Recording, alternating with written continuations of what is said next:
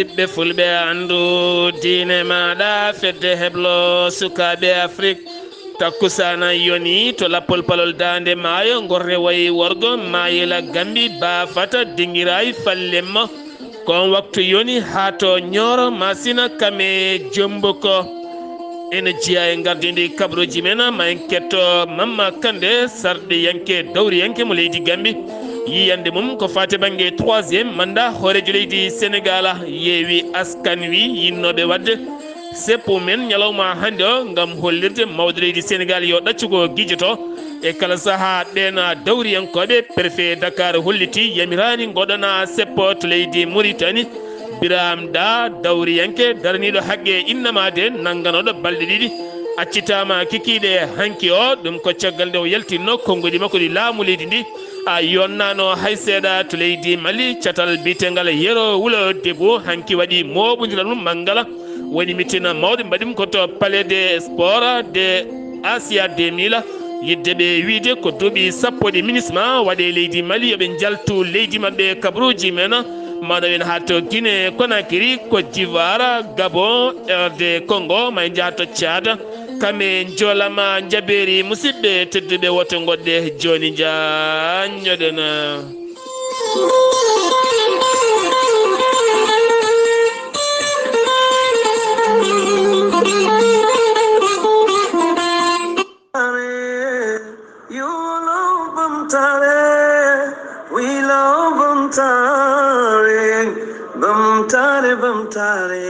ɓamtare koccatal darnangal gila hitande ujunnaji ɗiɗi e jeeɗiɗi woni 2007 holko woni ɓamtare ko agence immobiliére taweteɗo to Mbour ballowo yimɓe ha daña galleji e leyɗele e nder leydi mumen sénégal kala ɓamtare kalɗo gonɗa e nder windere nde sa jokkodire mabɓe maɓe kolle lawol ɓamtare ha daña leydi ma galle ma tereŋaji maɗa kala hen ko jiɗɗa ɓamtare ene ɗoftodira e maɗa taw koye dow gonga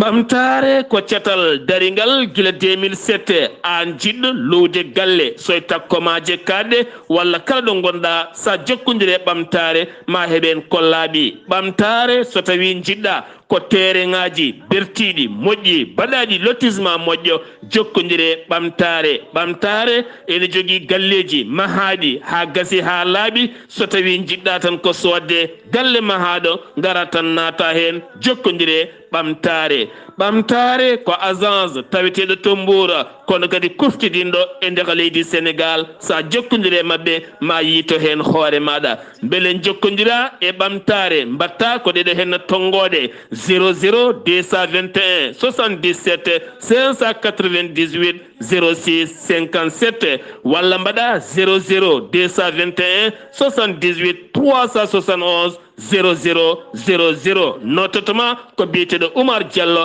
ɓamtare noddi nottoɗen ɓamtare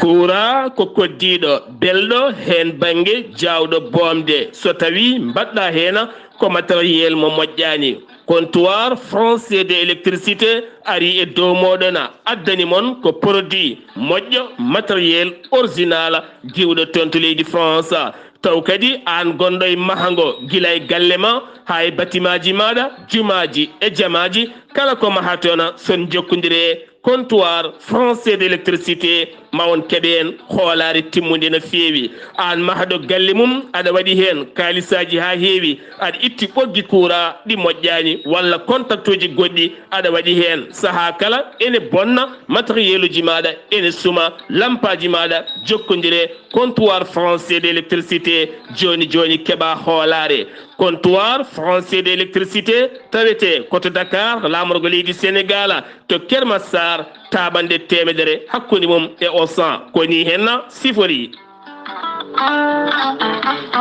so tawi ko comptoir français d' électricité so tawi jiɗɗa ko modulaire uji moƴƴi jokkodire mabɓe disanteur uji moƴƴi différentiel uji moƴƴi table électrique kolonne kadi lampaji e ampoule aji kala couleur mo jiɗɗa aɓe jogii taw kadi ko lampaji leernoji hakkunde galle ha bedda kala hen no jiɗirɗa projecteur uji moƴƴi aɓe jogii ɗumena ko nonne kadi ɓoggi vidéo surveillance jiɗɗo wadde ɗum e galle mum aɓe jogii hen kala ko jiɗɗa lesbotaji moƴƴi kala hen ko jiɗɗa sa jokkodiri e comptoir français d' électricité joni joni keɓa hoolare cumoji ɗi ene keewi e kala saaha lampaji ɗi ene cuma firgoji ɗi ene maasa kono kadi sa jokkodire comptoir français d' électricité a moosat ha tina a heeɓi ko laaɓi sa yiɗi jokkodirde e mabɓe mbatta ko 00 221 77 542 50 84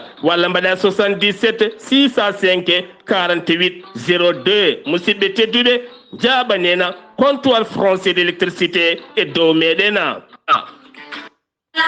yoro mi dañi bela mi hirnana bela yoro mi joftay bela hayo bela yoro mi dañi bela docteur Djibiso wittiyanke safriyanke mo jomiraɗo rokki sellinde o saaha mo gonɗena docteur Djibiso ene andina dendagal bandiraɓe taweteɓe jokli windere kala hande o omo tawe to noksoɗa lamorgo leydi Mauritanie to lamorgo leydi Mauritanie so tawi ari ha to préfecture mo 6e jama goto miro ko olo sa yewti jama o a wiiri jungo manano galle ɗimmo ene ɗon étage guiri ne waɗi ɗon tableau ji ɗiɗi ene winda grande guérisseur international docteur Djibiso ganda yettima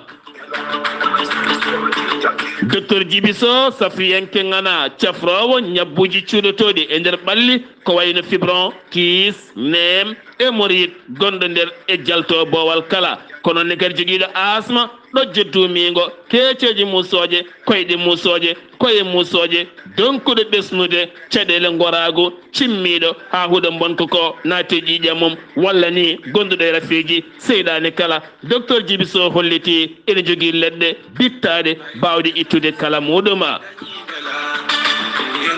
docteur Djibiso ene andina dendagal bandiraɓe sénégal naɓe e ko taari ɗum kala ha tenti to Dakar Kermassar base makko gonɗo toon woni toon ko musidɗo makko ceerno Ly ha hande ne golla kono ne kadi tokkidira base makko gonɗo ɗon ha ɗo henna ene golla sa yiɗi jokkodirde tonggode docteur Djibiso koni henna sifori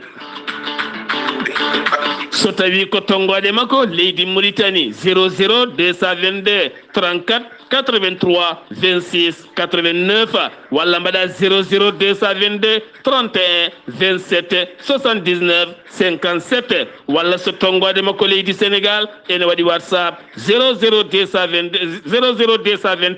77 244 92 81 walla tonggode makko leydi Mali ene waɗi WhatsApp 00 223 70 85 72 47 musidɓe tedduɓe bandiraɓe taweteɓe to Mauritanie docteur Djibiso e jeese moɗona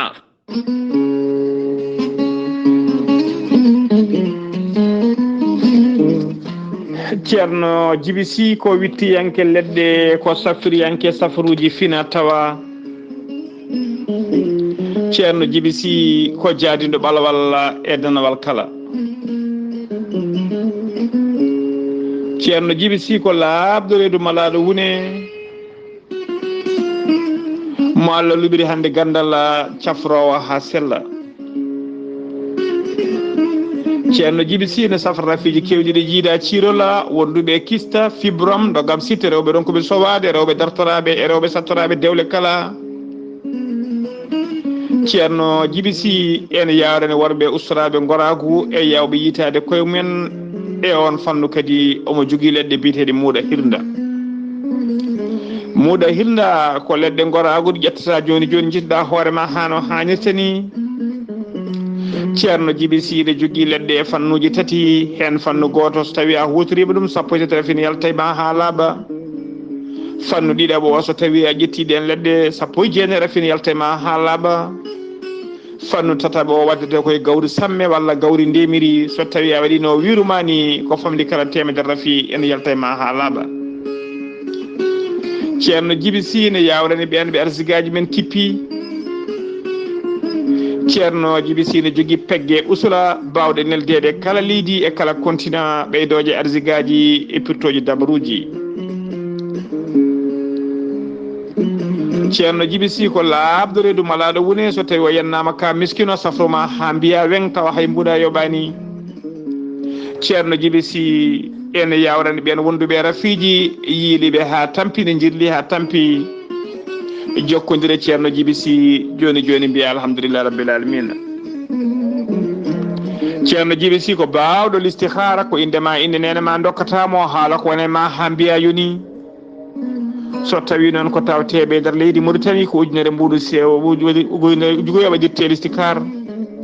dendagal leyɗele ñamoje franc CFA noon ko temedde nayyi woni 2000 francs kala jiɗɗo waddene listikar noon saɗa yiɗi neldude haalis waddinede listikar ceerno Djiby Sy ne jogui numéro Wave e numéro makko Orange Money ko 77 653 03 67. ceerno Djiby Sy ne tawi oɗo saaha joni e nder leydi Sénégal to wuuro wiyetengo Thile Boubacara kala jiɗɗo jokkodirde e ceerno Djiby Sy so tawi koto leydi Sénégal ko 78 163 24 82. so tawi noon ko yimɓe hebde to banggue WhatsApp ko numéro makko leydi Mauritanie mbatta ko 00 222 47 22 80 84. ceerno Djiby Sy ne andina dendagal kilineɓe mum wonde base makko to nakshotne golle tawi ɗon miñi ko biyeteɗo Alassane Sy. ceerno Alassane Sy numéro mum téléphone ko 32 62 04 99. ceerno Djiby Sy ko laabdo reedu malaɗo wune mbadden dando faade makko. kettode kaburuji mon e ɗemngal pulaar Afrique, Asie, Europe, Amérique, Moyen-Orient, Océanie. jam ñalle mon musidɓe tedduɓe amde nogase jeegoma duujal hitande ujunnaje ɗiɗi e nogase tati yonti kumpital mene ɗemngal pulaar ɗo yeeso haalirde he ko musidɗo mon guiɗo mon sehil mon Sar Abdullaahi Saar to karallagal Weltare TV ko musidɗo mon Seydou Abouba Diaynde Weltare TV yewtere mum buuɗal yurmede ene habra moɗon wonande altina paaɗo ha fenma aljuma paaɗo ma en gartir yewtere meɗen ko fate banggue tarihaji annabaɓe ɗi mbaɗanɗen lewru korka ndu taw kadi jadanoɗen hen ko musidɗo men ceerno Khalidou Abdullahi Sy gorko mo soringo eɗen gandi ko fate banggue tariha annabi Moussa o gasano kono kadi ma en jokkinmo e nder ɗen balɗe joyyi tugganma altina paaɗoɗo hen o ha fayenma aljuma o so tawi tariha o gasi ngan sanga noon ma en ƴeewoy hol ñalawma goto mo cuɓatoɗen e kala yontere gam jokkude men ndeɗon yewtere ɗum humpoyta moɗon oɗon rewindiɓe ɗeɗon a jewte kala saaha ɗum ko caggal ko ɓuuri hewde kewedi nde namdi en aɓe ñaagui yo yewtere nde jokku ɗum jeeyi sababu noon mbaɗɗen feere ha jokkodiren ceerno Khalidou wo jaɓani en ma en jokkoy ndeɗon a yewtere kabruji mene ɗemngal pulaar jaɓɓotoɗen ko honorable dawriyanke Mamma Kande gambinajo Afrique najo CEDEAO najo mo ganduɗa joom yiyande e kala saaha taw kadi ganduɗa ko gardiɗo kam woni yeesojo a landa parti gambien démocrate congorien kam woni gardiɗo kaɗon landa Mamma Kande mo yimɓe kala keewi keɓtinde kala saaha sawtowol mum e darde mum to banggue dawriyankagal e haalulaji muɗum kala Mamma Kande aɗa jayde Weltare TV Weltare ɓiɓɓe fulɓe oɗo saaha Sénégal dawrugol mum ne heewi haala ɓene ceppaga en ɓene kalaga guila e téléji hay radio ji ko fate banggue 3e mandat mawɗo leydi Sénégal Macky Sall a tant que dawriyanke Afrique najo CEDEAO najo gambinajo gardiɗo landa timmuka taw kadi ko landa mbatka fayida no fewi hande jogui ko darde timmude no fewi hol yiyandema ko fate banggue 3e mandat mawɗo leydi ko haalete ko e hol yiyandema hen Mamma Kande. woɓɓe na mbiya président Macky o haalani eyyi Sar Abdullaahi Saar mi nani ko namdiɗa ko sengo affaire coow ko haalete ko 3e mandat wona 3e mandat woɓɓe na mbiya président Macky o haalani min e jiiki am mi wi'ani noon ko noon wayi woni mi wona mi pamanɗo constitution ɗum woni deftere loi moɗon nde e nder Sénégal kono noon eko hakkilo okki ko président Macky haalanino yimɓe ɓe kanko ko woni position makko heddo so yimɓe ɓe na jaɓa yiide so ɓe donka jabde yiide kono o haali haalaɓi pos holko woni haala ka min mi yi'ani ɗo troisiéme mandat ala Macky ko pammi ko o wi'ino yimɓe ɓe so o ari ma o sansu o adda 2 mandats à 5 ans constitution woni ko lammini mbo on constitution ko on o tawi ɗo ko 7 ans o waɗi on 7 ans kanko ko o tawi ɗo ko lamminimo ko duuɓi 7 ɗum ko luwa ko ɗum o tawi ɗo ok o wawano sansude ɗum o hanna ɗum duuɓi 5 tawanno o bonni luwa nde o waɗi duuɓi 7 ɗi o addi ko o wino yimɓe ɓe ko wondema o waɗat mandat mo ganduɗa ko duuɓi 5 tan te hay goto ala droit yawtugol duuɓi 5 laabi 2 nden so tawi constitution o haali ko 2 mandats à 5 ans wi'ani 2 mandats goto o 7 ans goto o 5 ans ala deftere mon luwande nde wi'i ko mandaji 2 mandat fof duuɓi 5 wondema hay ɓiɗɗo Sénégal goto fotani ɗon yawtu Macky wi o wawa yawtude ɗin mandaji 2 ɗin mandaji duuɓi 5 laabi 2 nden kam ceerno ɗum laaɓi Macky kam haalani on ko laaɓi o haalani ɓiɓɓe Sénégal ko laaɓi o wi o yawtata 2 mandats à 5 ans heddo noon hoɗon ƴeewa deftere mon nde deftere loi mon nde deftere nde mbotan ɗon nde référendum mbaɗɗon référendum o mbiɗon ko ɗum ɗo ɓiɓɓe Sénégal fof dakori deftere nde si tawi ko woni toon ko 7 ans goto e 5 ans goto si tawi ko ɗum woni toon nden mbi'en Macky o fotani yawtude ɗo si tawi noon ko 2 mandats à 5 ans ɗum woni laabi 2 duuɓi 5 si tawi ko ɗum woni e deftere he wadde Macky mbo jogi ha joni droit e darade mandat goɗɗo à 5 ans eyyi o darota ko ɗum heddima e makko si o darima Sénégal naaɓe gotananmo ma ɓe gotantamo ɗum heddima e Sénégal naaɓe kono kam min e jiiki am ombo jogui droit daragol te Macky wi'ani on o darota ko o wi o yawtata 2 mandats à 5 ans te hay sénégalais goto fotani yawtude 2 mandats à 5 ans nden ɗum kam nden yewtere na laaɓi ceerno wota on jab majjinde koye mon ko haali ko humpinaki suuɗaki kadi na laaɓi pos eyyi heddo noon majjinoɓe ɓe eɓe majjina tan ɓe jiiɗa ɗum nande ɓenne tawan jiiɗa ɗum nan kono ko ɗum woni gonga o minen noon no mbimini o gambito min jeeya ko heddi miɗen kaala tan e jiiki amen no mbimini heddo kadi min ganda constitution Sénégal o kono no mbimini si tawi woni constitution o waɗi ko 2 mandats à 5 ans président o wi on hay goto ala droit yawtude 2 mandats à 5 ans hay kanko ala droit yawtude 2 mandats à 5 ans mais si ko 5 ans o nden ko gotol o waɗi taw eyyi si tawi noon constitution o ko 7 ans et 5 ans waɗi kadi ɗon woni o wawa yawtude oɗo mandat de 2024 o ala droit darade eyyi si tawi noon ko 2 mandats à 5 ans nden omo jogui droit darade heddo o jaɓi daro mata o ronka darade kadi si o darima heddima e Sénégal naaɓe ɓayde kamɓe jeeyi carte mabɓe kono omo jogui droit kam min no jiirumi ni pour o darade kadi o wiyani on o darota ko o haali ha laaɓi o wi o yawtata 2 mandats à 5 ans eyyi ɗon kam laaɓi min ko ni woni jiiki am eyyi a jarama Saar Abdullaahi Saar mi salmini mi juurimama assalamu aleykum musidɓe heɗotoɓe ko musidɗo moon Mamma Kande min ko ni jiirumi gueɗe ɗe foof eyyi assalamu aleykum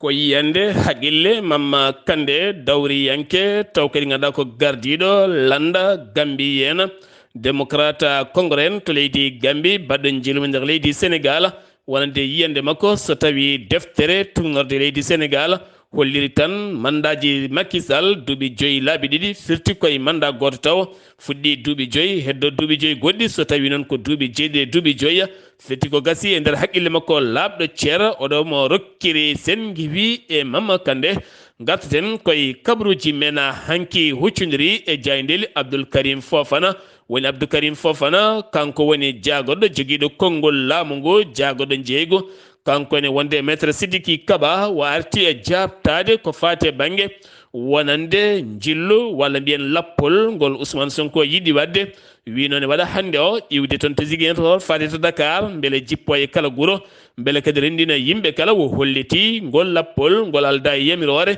tene kadi jomumen mbaɗani ɗaɓɓani yamirore keɓani hay yamirore ɗaɓɓani ni ko wona ɗum ko kadi kala gomminɗo fitina e nder leydi ndi lawol koko rewata e dow mum saabu leydi ndi ne jogui sarɗiyeji tene kadi leydi ndi ne sohli kisal e nden ka timmuka no feewi kanko maître Sidiki Kaba o holliti wa arte yaññade nden kay kisal leydi ndi kono kadi o ɓuuri yaññade koye cocktail molotov mo ganduɗa hande sukaɓe hewde woni ko pewnata nangude gasoil walla pétrole nanga mbaɗa e bouteille mbaɗa hen tekkere kuɓɓa hen pettina e galle walla pettina e gueɗo holliti ko hunde warore kono kadi ma laamu ngu ɓeydu darde mum gam haɓade ɗeɗo hen gueɗe ɗe ganduɗa ɗe sukaɓe jolni gam oɗo saha hutorade e gueɗe kewɗe no feewi Cheikh Mahi Ibrahima Niassa khalifa général mo Madina Baye Neli seti mum timmuɗo faade toon to galle lamorgo to jonde hakkude mabɓe hoore leydi Macky Sall gam o saaha walliddemo jonde jaam noddade ñande 30 nduɗo hen lewru ɓiɓɓe leydi kala siftinde on dialogue national noddaɗo o tan wona dawriyankoɓe tan ala nodda ko khalifaɓe diine khalifaɓe aada e ɓesguji leydi Sénégal kamɓe dawriyankoɓe gendidi kala nodda kamɓe kala yoɓe gar ɓe gonda e kaldigal toɓɓe kewɗe ma kaale hen kene waɗa gartam ne jibinana gartam ɓiɓɓe leydi ndi ha tenti leydi ndi soggude ɗum faade jaam riwtude kala ken wiye fitinaji addude nden ka e kisal e becce ɓiɓɓe gendidi kanko on Cheikh Mahi Ibrahima Niassa sete makko dañi joɗorade mawɗo leydi ndi Sénégal gam holliddemo omo yaade ngoɗon miijo kono kadi jonde teskade jogonde wadde ligue islamique mondial Afrique ɗum tijja ko lewru fandu ko wona ɗum ko eɗen gandi kanko suɓano e ndiɗon mbaadi hawo yeehi koyɗo jaam wonande haare leƴƴi kaɓannoɗi toon to Soudan gam addoydemo toon jaam e kisala dialogue national mo noddi ɗum mawɗo leydi Sénégal Serigne Moustapha Mbacké gardiɗo parti Nasru bannoɗo jillu mum yoga e leyɗele ken wona dumunna kolliɗo ko candidat wonande sumgoji 2024 holliri ma tawtore oɗon dialogue national hanki yeewi askan wi kañumenne mbaɗino haalande won ɓe kolliti oɗo hen dialogue mawɗo ndi noddi 30 ndu lewru kene fota duumade balɗe 15 ɓe kollitiɓe tawtortake ko walla ɗum konon tahaw Sénégal yaadiɓe yeewi askan wi Khalifa Sall holliti kañum yaadani e ngoɗon miijo so tawi dialogue noddama ne foti nottoyade firtoɗo saaha ko tahaw Sénégal ne ɓattiti nottade mawɗo ndi Sénégal PDS kañum e hoore mum won toɓɓe ɗe yiiɗi famodirede ɓuuri ɓattade tan ko nottoyade oɗo hen dialogue national mo mawɗo leydi ndi noddi e nder leydi Sénégal to suudu sarɗiyeji ndu leydi Sénégal hanki hakkude ɓen sarɗiyankoɓe kame gouvernement mo leydi Sénégal Amadou Ba kame jagorɗe mum kala tawama hanki toon to suudu sarɗeji ndu leydi Sénégal kono toɓɓe ɗiɗi ɓurde mantinade koko fati banggue ndema Ali Ngoye Ndiaye jagoɗo ndema o wonande kene foto wonde 100 milliards jogoɗe wanjede e ndema leydi Sénégal gam ƴellidde ndema leydi ndi waɗi hen namde mawɗe no fewi ɗen koppareje ɗe ndewata ndema ka no jogori wade eno yarata kala waari e laɓɓinde ɗum e yeeso Guy Marius Sagna ko wona ɗum ko noon wonande haala kewka no fewi ko hakkude Guy Marius Sagna kame jagorɗo gueɗe nder leydi jatingol laamu woni Félix Dione ɓe mbawi yewtide toɓɓe jaƴƴe no fewi yoga e namde jaabowoji ha tenti noon seppoji hakkude dadiɓe kame sukaɓe seppoɓe kame kuure pellaɗe hen Guy Marius Sagna yaltini kaɗon haala kame gañanɗe kala kono kadi kanko on jagorɗo o holliti ko Guy haalata ko kala ala hen kabaru dewɗo lawola ɗum noon moƴƴi tan ko haala fawo e dow gueɗe payodinde taw kadi ko gueɗe gandaɗe no fewi keddotoɗen koye yeewi askan wi winoɓe ne ceppa ñalawma hande o taw kadi ngoɗon seppo ɓe kalin ɗum no gase 6 mai gam jippade booli tuggal maten avenue Cheikh Anta Diop walla avenue de Bourguiba gam hollirde mawle ndi yo accu guijade walla hadde walla ownude beelol ɓen dawriyankoɓe gembiɓe yiddoyade sumgoji ɗum wonno fandare mabɓe kono préfet mo Dakar holliti wonande ko fate banggue ɗiɗon seppoji rokkirani nden yami hoore ko fate banggue jongol nguura mbele timmuka jomin jaltay caɗele ɗum woni to Kolda catal biyetengal PES taw ko catal ndema tambodirgal hakkunde Sénégal e Italie ɓe mbaɗi jillu mabɓe toon to Kolda ɓe dokkiri toon kaɓirɗe jonɗe no fewi beele diwan Kolda remoɓe jalta e caɗele mbawana koye mumen kene fota wonde 8 tracteur woni ko rokkira toon nogas de cortiqueuse to ganduɗa ko ɗum machine aji duttoji maaro hakkunde machine aji demoji pewnoji coñoji e duttoji kala ɓe keeɓi ɗumen ɗum nan ko ballal faade e rewɓe remoɓe to banggue Kolda beele mbawa yitade koye mumen e banggue ndema taw kadi ko ndema maaro ƴellidde ɗeɗon gueɗe kala jeheten ko toon to Ziguinchor taw yintona musidɗo men Amadou Ishaga Kebe hol kabruji garanden to Ziguinchor ko taari ɗum kala. Assalamu aleykum wa rahmatullah. Waaleykum salam wa rahmatullahi taala barka Sar Abdullaahi Saar a salmitama dendagal hettoɓe Weltare TV kabaruji garanɗen ɗo e nder Ziguinchor eɗen gandi kanko Ousmane Sonko dey ina wayno o ummima ɗo henna e Ziguinchor o fewti to e Dakar ko wino lawol leydi ko walla ko lawol dow ɗum noon ina wayno correspondant men wi heɓani hen ko laaɓi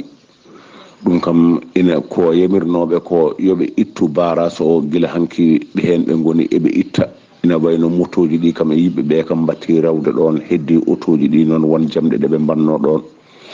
ina wawi e jammago he noon ɓe itta ɗum ha laaɓa ko jaam tan woni ga henna e ko takki ga e ko taari ga foof eɗen gandi so en jeehi to e Guinée Bissau ɓe goni koye campagne affaire député ji mabɓe e affaire mairie ji mabɓe ina wayno koye gaabugol ɓe goni jamma e ñalawma fitinaji noon ngala hen ina wayno gaabugol ngol correspondant men gonɗo toon wi ina yaari lawol so tawi ɗum mima ɗon en garti jeeyi toon ko to e Goudompa Debout ɗum ko rewɓe mbiyete noon association rewɓe katirnaɓe kamɓe de ɓe dokki holɗum masiŋaji 3 muule rewɓe simmande balanto yoɓe mbaw foftade ko fewte batte unu ɓen noon kolliti kamɓene weltare mumen e ɓeɗo rewɓe hono mumen katirnaɓe darade toujours balle mumen ina gara e fewde e mabɓe so tawi en ummima ɗon ko jeeyeten ko to e ziyara bannoɗo holto oɗo ziyara waɗi malan kanko oɗo malan jeeju to cunki sil holɗum ɓe kolliti weltare mabɓe oɗo ziyara no fewi saabu consultation waɗama toon ha feere ƴewde ɓalli mabɓe fodde 200 neɗɗo waɗama consultation ɗum noon kala goto mum fof ƴeewama ɓandu muɗum e ñabbuli muɗum ko wonno hen saframa kaɓe ziyara o rewi lawol jamma e ñalawma ɓe beltanima ɗum ɓe duwanima leydi ndi ɓe duwanima dennagal caɗele leydi dennagal caɗele leydi ɗi foof ɓe duwima yo Allah ittu ɓe kolliti kadi Ousmane Sonko eɓe jamirimo yo addu deeƴale leydi ndi o wawa ɗoftade jamiroje laamu ɗe o wasa ittude sukaɓe ɓe omo weddoɓe e halkare fewde batataliji yo ari fitinaji ɗi waɗata ɗi o rewa gonga o waɗa gonga ko ɗum de ɓe jamirimo hande ɗum ɓe jamirimo janggo Weltare TV musidɗo Amadou Isaka Kebe gorko motto kabruji ɗo fuɗa radio Zikre jokkodirde yalla ko walde jaam Amadou Ishaga Kebe golle man jooɗi peewi sen giwi to leydi Sénégal ko to leydi Mauritanie paaɗen balɗe ɗiɗi ko nangano kanko on woni Biram Da mo ganduɗa ko dawriyanke sardiyanke kadi rutti woni gendiyanke daraniɗo potal ngal gendi leydi Mauritanie hakkude nguru ɓalew e nguru mbaɗewu kala nde moni kala heɓata fodde mum ko on yaltinno konguɗi mum e nder ɗin konguɗi noon ko haɓade jencuudi yaltunodi sumgoji bannoɗi ñande 13 nduɗo hen lewru taw ko sumgoji sarɗiyankoji sumgoji mairie ji kame régional kala o holliti ko nguy kaɓola woni hen gam wiidemo konguɗi makko ɗeɗo hen gueɗe so ndewnaka lawol maɓe koccu kaɓirɗe mabɓe gam hoccodirde laamu ngu ngol konngol noon tufni no fewi e noppi laamu ngu jeeyi sababu noon wo nanga kono wo accitama kikiɗe hanki o wo accita wiide avocat makko ɗo samo tawe to galle makko wonande kadi ɓen ɓe o yaadunoɓe kala caggal nde ɓen ceppuno yeeso ɗo nanga ɗo ɗum ko ñalawma hanki o landaji kewɗi landaji lundo kala hanki mbaɗi moɓodiral manggal no fewi mitin on mawɗo moɓe mbaɗi mitin o noon teskama kewendi ari ha wami yimɓe kala e banggueji on mitin noon ko wiideɓe ɓe jonnani hay seeɗa jencude catal seni ko yaltini ñande 13 lewru mai e nder ɗiɗo hen résultat ji ala hen kala ko feewi teni kala mum ko nguy ka ɓola kamɓe kala fandare mabɓe tan ko sumgoji ɗi ne battete ha mema leydi fuɗɗite nde gueɗe ɗe kala deftine lawola ɗum woni hankadi ni kamɓene ɓe jokka golle foof mum jokka golle ɗum woni hanki konngudi mabɓe kolliti noona ɗaɓɓande mabɓe nde so jaɓaka ɗum woni koɓe ndewata ha nde ɗaɓɓande nde wawi jaɓede kala ko wona ɗum konon catal seni ngal leydi Mauritanie tambiɓe sumgoji leydi ndi wi porte parole mabɓe Mouhammed Taqiyallah Al Adam holliti wonande oɗo sahaɓe keeɓi yuɓɓinde sumgoji dawal ɗimmal ɗum ko ñalawma janggo no gasi jeeɗiɗi wonande deuxiéme tour sumgoji sarɗiyankoji kono kadi sumgoji régional kami mairie ji kala ɗum aɓe keeɓi kadi yuɓɓinde ɗuma ɗon ɗo lundo holliti kañum hebanaki ni hay wonande jencuji adindi haalaka noon dawal ɗimmala to leydi Mauritanie keddotoɗen jeheten ko ha to wuro wiyeten wuro tawetego to kerol hakkude leydi Mauritanie kame leydi Mali wuro wiyetego Labour Labour noon ne tawi nder commune mo Tannar tawi nder commune mo Tanhar commune mo Tanha noon tawete koye Kinkosa waɗani Mali no feewi finoɓe toon ɓe ko guure kewɗe no feewi ɓe kolliti wona école wona suudu safara wona ndiyam wona courant wona gueɗe laamu ɗo sukaɓe mabɓe dillata wona haydara kamɓe kay ɓe mbayi tan kono weddaɓe aɓe goni e fuɗɗode aduna ni ala kala koɓe jiyata haydara so wona tan ko ɓocciti seeɗa naati noppi mabɓe ɓe erima noon laamu tawetegu toon nde wawata darade e moƴƴitinde gurdam mabɓe kamɓene koye ɓesguji leydi he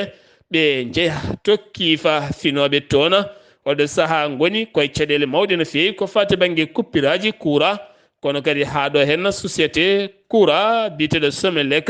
ala kala ko addaniɓe hen koɓe nana so wona tan machine koko paani gouverneur région o noon yehino toon hanki gam yilloyade toon hollitiɓe ko ɓuuri yawde balɗe dabɓe ma gueɗe ɗe kala deftu lawola ko caɗele carburant ɗum jeeyi sababu paan mo ganduɗa keftiɗo ha wuuro ngo dañi ɗen caɗele hôpital Cheikh Zayed mo Nouakchott caggal nde dartini service scanner muɗuma gardiɗo hôpital o holliti wonande ɗon service fuɗɗitima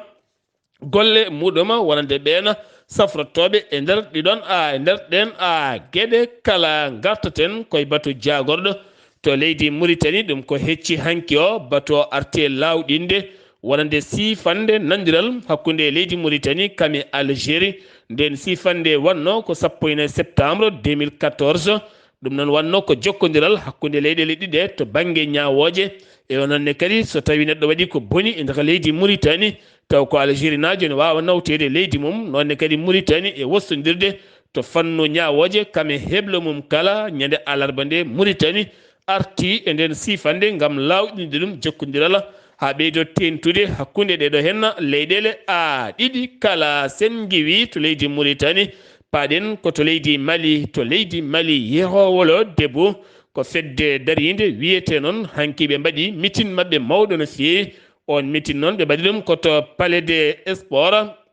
de Asia 2000 ene tawi nder ɓernde Bamako kene tolno yimɓe hewɓe gari nottade oɗon meeting mawɗo no feewi meeting noon ɓe kolliri ko mission de l'ONU MINUSMA taweteɗo nder leydi Mali koninkoɓe jaam laafaji mbulaji taweteɓe nder leydi ndi watɓe nder leydi he kene tolno e duuɓi sappo ha ɗo ala kala ko nafi nder leydi ndi haydara yiddeɓe ko ɓende jaltata leydi mabɓe ha laaɓa wonande l'ONU e hoore mum ala ko ɓeydi Mali so wona bonande mawde no feewi hanki noon hewɓe tawtorama gam ƴettude konnguɗi mumen to leydi Mali keddotoɗen chef de local walla mbiyen chef local de groupe wakniére wonande koninkoɓe Russie ɓe groupe wakniére taweteɓe to leydi Mali on mawɗo mabɓe o kañum heeɓi section mawɗo no feewi giwɗo e trésor américaine ɗum noon koye tumede jangoji bannoɗi rowane taw koye lewru avril walla mbiyen koye lewru mars walla mbiyen ni koye lewru mars 2022 jangoji bannoɗi to muura hakkene tolno e temedde joyi e fittandu e loskoji loñi laamu leydi Mali kam koko yeddi ɗum tan ha soori ladde ha memi leydi ɗen gueɗe kala wona gueɗe poɗɗe ni haalede saabu wona gueɗe gonɗude no feewi to leydi Mali keddorɗen Bamako yuɓɓini ñalɗi deftere ɗi ñalɗi deftere noon fuɗɗi ko ñande alarba nde nogas e nayyi ndu lewru ha nogas e jeetati ndu lewru ɗum waɗi koto bibliothèque nationale du Mali taw kadi fawa koye to winde teddungal colonel Assimi Goïta hoorejo leydi ndi Mali yuɓɓinde ɗum ñalawma defte ko toon moni kala yahata yiloyade defte ngam ɗaaliyade nde tawno deftere wonko nafata ko heewi deftere ene ɓeydina ɗo gandal kam e humpito kala Saydou Keita international malien fettiyanke bal ngana moɓe kewiide Saydou Belena on Saydou Keita oɗo saaha yiddemo ko ƴellidde faggudu leydi Mali no feewi ɗon ɗo ummitini société familiale mo mbiyata jiggo Awa Keita on société noon oɗo saaha ummi ɗum koye pewnugol ko wayno nebam ñamde jawdi daabeje borde karité ɗen gueɗe kala kene tolno e milliard uji 9 koppareje franc CFA woni ko wanji hen ma tolnoyo e ujunnaje 600 sagata debbo e gorko kala ma battu gollade hen beele leydi Mali ɓuura kadi wawde ƴellitade ɗum noon tawete koye baaliyeji ɗi Bamako teskede kuppiraji courant e nder leydi Mali no feewi ɗin kuppiraji courant saabima mawɗo leydi ndi colonel Assimi Goïta nannude junggo e poosa yaltinde enveloppe tekkuɗo no feewi kene wona milliard uji 6 koppareji franc CFA ɗum woni ko naate jagorɗo pétrole woni Lamine Saydou Tarawore ngam oɗo saaha ɓeydude golle haɓade kala kene wiye kuppiraji e nder leydi Mali ndi sengi wi to leydi Mali paɗen koto Guinée Conakry to ɓooli mawɗi jippi toon to kaluma ha faynma to matotto legal biyetengal koronsi ene tawe e nder Conakry ko tana musto waɗi toon caggal nde toɓo ngo ari galleji kewɗi nani toon ndiyam debbo goto ko ɓi ko yooli hen caggal nde ɓe jiiti ɓiɗɗo ɓe nawi ɗum to hôpital ɓi ko debbo ari to galle mawɗo gane Woya o tawi ɗon nene makko biyeteɗo mballu kaba noon o wima ko Woya taw ko ɓi koko yooli taw kadi koye ɗiɗo hen toɓoli nden o noddi babiraɗo wona nder suudu ɓorno wutte mum gam yiddiyade hôpital ɗon courant maasi ɗum o wanne kadi garnoɗo wallude baaba o ko ɗon courant maasi yaltaduna ɓi ko jaltunoɗo ne arta kañumne ko courant jeeyi sababu ha yalti aduna firti ko yimɓe tato nayo mbasi hen pittali mumen taw koye toɓoli jippiɗi jamma hecciyanke o sanga 2 heures jamma oɗo saaha leeɗe kewɗe ko wayno cité journaliste en koko heewi diƴƴi ha heewi ndiyam ene tawe e kala banggueji sengi wi to leydi Guinée koto leydi Côte d'Ivoire paɗena to leydi Côte d'Ivoire jagorɗo awo maaje leydi Côte d'Ivoire woni Sidi Temekou Touré o holliti maɓe guddu awo maaje ɗe kala ngam teskede wonande likon tokocon ne nangue hen no fewi heɓanade awo ngarɗugo e nder leydi ndi ɗum noon fuɗɗata ko 2 juin ha 31 wonande lewru août so tawi noon ko awoɓe awo fina tawa ɓen dokka ko lewru woturu tan so tawi noon ko awoɓe awo industriel taw ko awoji keesi garɗi ko lebbi ɗiɗi jomumen jolnata ni laaɗe ni batoje ni caabi mumen ni gueɗe matériel uji men kala e nder maaje kaɗɗe leydi ndi ɗum noon ko yidde haɓade likon tokocon bonnete gon kono o holliti kanko jagorɗo omo gollodo e jagorde goɗɗe ngam haɓade woto piriji ngabbude sababu en jogui fawru moftude liɗɗi hewndu no fewi ganduɗa liɗɗi ngakkata mankata tene kadi coggu mum ɓeydottako to leydi Côte d'Ivoire keddotoɗen catal GEPCI ko fate banggue catal jaydiyankoɓe gendi leydi ndi ɓe kolliti so tawi ala ko gasi ha 6 jeeɗiɗi lewru fandu koɓe natanoɓe hofgo juuɗe ɗen balɗe ɗiɗi hay kabaru goto yaltata e nder leydi ndi hay goto filmata saktata ni radio ni télé ni internet jeeyi sababu noon ko wallitadeɓe caɗele ɗeɓe guuri kamɓe ɓen jaydiyankoɓe gurdam mettuɗam e nder leydi ndi ha tenti noon e nder gollorɗe mabɓe kala to leydi Gabo inde makko Ousmane Cissé suka Sénégal najo toɗɗaɗo gardiɗo baɗaɗo directeur général taw ko société moɓe mbiyata STG woni STG noon ko société tambiɗo ndiyam ene wonde courant leydi ndi to Libreville hewɓe kolliti hen metti mumen ko saabi ko koɗo suɓete e ngal ɗo gollorgal ɓurgal fayidinde leydi ndi taw ganduɗa ko on société kewɗo caɗele no fewi dokko rokkude gendi leydi ndi kuɓɓam kamen jaram ha timma o saaha noon ko on suka Sénégal najo woni toɗɗaɗo directeur général ko fate banggue oɗon société RD Congo Félix Sekedi hoorejo leydi Congo ene tawi hande to Sina hakkunde makko e hoorejo leydi Sine woni hen Jinping ɓe mbawi yewtidde toɓɓe kewɗe no feewi toɓɓe ko fati banggue jokkodiral armé heblo hakkunde leyɗele ɗiɗi jokkodiral faggudu kame cehilagal jillu golle toon to leydi Chine to RD Congo keddorɗen waɗande sarɗiyanke mo Kinshasa biyeteɗo Kingwala Mika makke mbiya on noon bismanoɗo e jayde wotere jayde privé nde leydi Congo ɗon ɗo haali konngol ngol hewani lawol ko ɗon dadiɓe garanimo dodimo piile ha yeeso ngo furɗi batidi ko weddademo to kaso kanko on sarɗiyanke ɓurɗo ɓattade Moysi Katumbi dawriyanke jiɗɗo jeeyede e sumgoji 2024 décembre sengi wi to leydi Congo paɗin ko to leydi Tchad Mahamad Idrissa Déby Itno yaafima kene tolno e capanɗe jeegom e jeeɗiɗo dumbaɗe taw ko jeeyanoɓe ɗin seppoji bannoɗi nogas lewru septembre 2022 ha jeeyi sababu hewɓe mba spittali men ken tolno e temedde tan ɗo gañi hen ɓe noon jaafama jalti kaso ñande nogas e 4 mai ɗum ko hecciyanke o kene tolno e 11 militaire wiyanoɓe nanga to jamena ene miijino wadde kuddata nder guidde laamu makko kanko Mouhamed Idrissa Déby Itno ɓenne kadi dañi yaafede jalti kaso to joolam jabeeri Russie wonande ko wino waɗata waɗi ɗum noon holliri ɗuma ko hoorejo leydi Biélorussie woni biyeteɗo Lukanchenko wo holliti sifande nandiral hakkunde leydi makko kame leydi Russie wonno koye lewru mars 25 wonande leydi Russie fuɗɗima egginde arme mum arme nucléaire ngam nawdi ɗum toon to Biélorussie ha ɓuura kadi wawde ƴellidde gueɗe mum e ɓattitade leydi Ukraine kame tambade ndenka e kisal muɗuma to leydi Russie holliti heeɓi jangu taw ko drone ɗiɗon jankon e nokku bireɗo Karasondro ɗum noon yani koye bâtiment goto kono noon ko kamɓe liɓi kon drone waɗani mayɗo waɗani ni gañiɗo nandiral sifande hakkunde leydi Iran kame Belgique taw kadi koyɗe jaam dewɗe ɗon ko leydi mbitendi Oman hoorejo leydi mum rewi hen koyɗe jaam ɗum noon ko ɓen daraniɓe haqqe innamade nangaɓe belgenaɓe toon to Iran nde mbawata accitede ko noon kadi iranaɓe nangaɓe toon to belge accite ɓe gostodiri wonande ɓen dumbaɓe ɗum noon waɗi ko subaka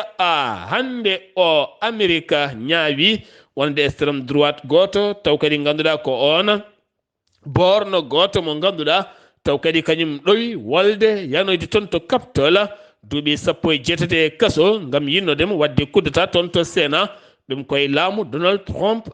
wonno Iran holliti ƴewdima missile keso pulmoɓe pewni oɗo hen missile kewɗo doole tekkuɗo jawɗo no fewi mo hono mum weeɓani yiide ɓe kolliti on missile ɓe ƴewdima ɗum hanki o ɓe tewoɗo hen missile ene wawi yanoyde toon to Israila kono kadi ɓe kolliti machine jaggowoɗo hen missile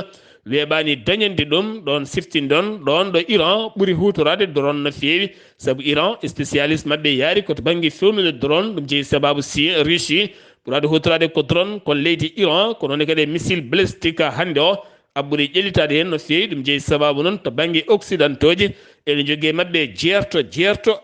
mawɗo no fewi to Japon police fawi junggo muɗum e suka gorko demowo mo duuɓi 31 jooɓiɗo pittali yimɓe nayo ɗum ko ñalawma hanki o ɗiɗo ko police en heddiɓe ko jambour ɗum noon ko caggal nde mette kewe ɓernde makko ha waɗi ɓen otage wo yooɓi